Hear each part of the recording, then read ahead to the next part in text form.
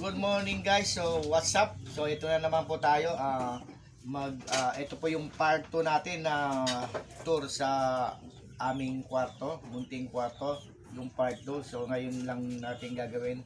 So guys, let's go. So guys, let's go na. So ito na yung aming pinto, nakabinisang line po yan. Ito po yan ha. Sasampulan ko po kayo. Yan, nauna na siyang bumaba. Yan, bumara. Hala.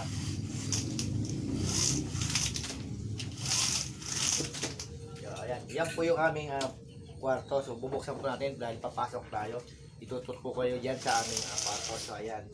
So, natali po natin muna dyan. Ayan. So, yan po ang aming kwarto. So, let's go. So, ito po yung aming kwarto. So, ayan, makikita nyo, maliit lang. So, makikita nyo din sa amin ko napakaliit lang. Parang ano talaga, kwarto lang talaga siya. So, ito makikita nyo, magulo. So, ayan, mga picture. Ayan, makikita nyo picture ng anak ko yan. Yan yung panganay ko. 2011 na siya ngayon. So, itong kanyang ano, tawag dito, closet ba tawag yan, aparator. So ayan, hindi siya natatakpan dahil punong-puno na. So galing pa na yan na to, galing na China pa yan. So ito yung sa dalawang anak ulit. Ito medyo malaki kaya lang wala na siya dito, natanggal na dahil sa sobrang dami ng damit. Bumagsak na siya. So ilang palapag siya, dalawa, tatlong palapag yan. Ito yung may lamesa, yan yung ginagamit natin pag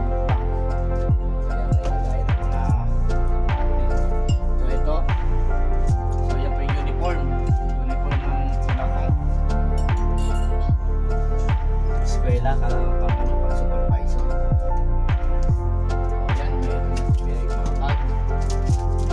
Ayan, sa loob ng bahay namin, sa loob ng kwarto yun yung makikita nyo. So, ito tayo. Ito yung lagay ng area, piso.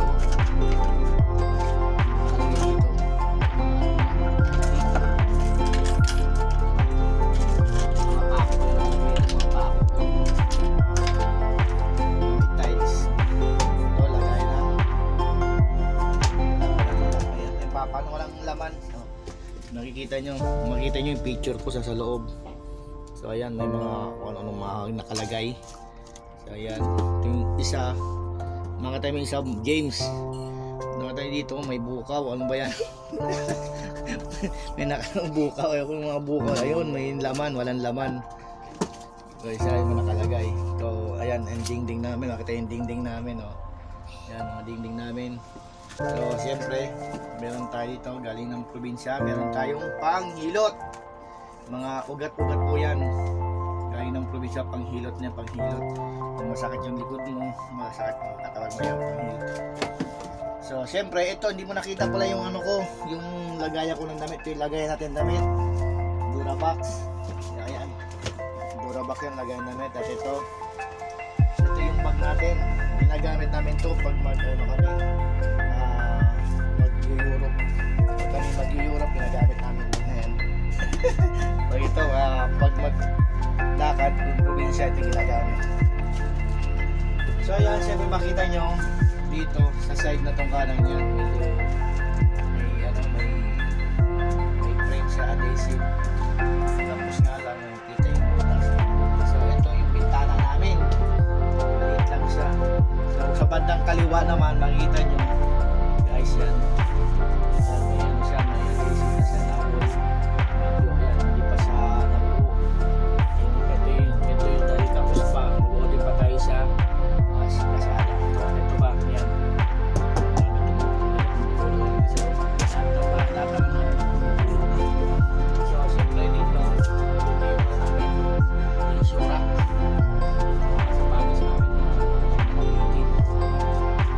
Dito sa baba, makita nyo may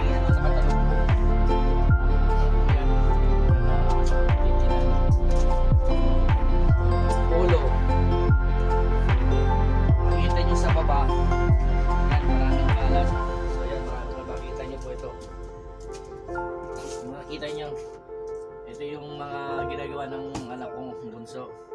Gigupit-gupit niya. Ito yung talent niya, gupit-gupit niya. Kung anong ginagawa niya. Ayan, makita nyo. Ayan. Hindi ko alam kung ano to klase, kung sirena ba yan. So, ayan, may mga buntot-buntot. Ayan. Iba-iba yan. Marami siyang ginagawa. Ayan, oh. Hindi ko alam kung anong ano yan eh. May hugis tao, tapos duduwingan ng mukha, tapos ito nilagyan ng buntot sa likod. Hindi ko alam anong cartoons yan. So ito pa, maraming iba-iba, ibang design. So ayan, ayan o, ginugupit-gupit niya lang yan, kaya yung pagdating ng sa school, wala na siyang magamit na papel dahil ubos na gunting. So ayan o, ito pa, maraming klase o. Yan guys, maraming klase. Yan. Iba-ibang design, diba? Hindi ko alam kung anong klase ng tao yan. Titan ba yan? Ito. Ito niya guys ko. So yan. Ito pa oh. Ito may dinosaur oh. May buhaya. May buhaya. May buhaya oh. So yan, may buhaya. Marami. May mahilig yan sa ano. Kung mapapansin mo sa ilalim namin, may ano kami. Yan ay lagay ng mga gamit, mga unan, mga hindi na gamit. So, ayan lang guys.